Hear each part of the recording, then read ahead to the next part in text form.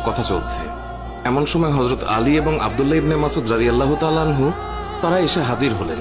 তারা হয়তো কোথাও যাচ্ছিলেন। এসে সালাম দিলেন, আসসালামু আলাইকুম ইয়া আমিরুল মুমিনিন। আগন্তুক দুই ব্যক্তির মুখে আমিরুল মুমিনিন শব্দ শুনে বৃদ্ধা তাজ্জব হয়ে গেল।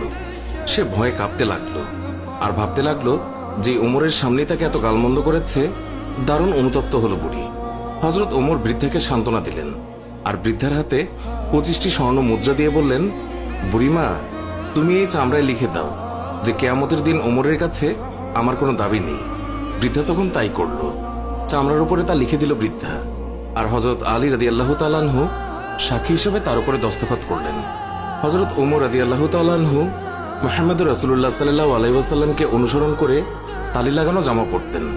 যখন তিনি মুসলমানদের প্রাণকেন্দ্র বায়তুল মুকাদ্দাস জয় করার জন্য বের হচ্ছিলেন, সেই সময় তার পরিহিত জামায় 17টি তালি লাগানো ছিল।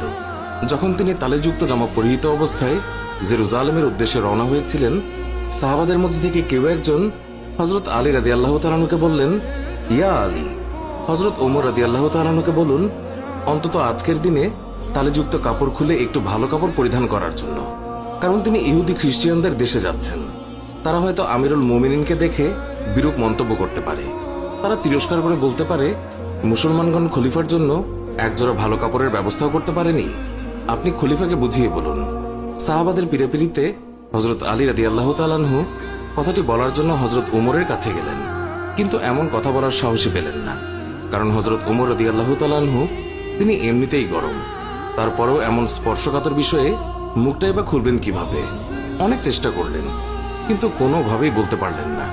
ফিরে এলেন সাহাবাদের কাছে, নিজের অপারগতা প্রকাশ করলেন। হযরত আলী রাদিয়াল্লাহু তাআলা আনহু বললেন,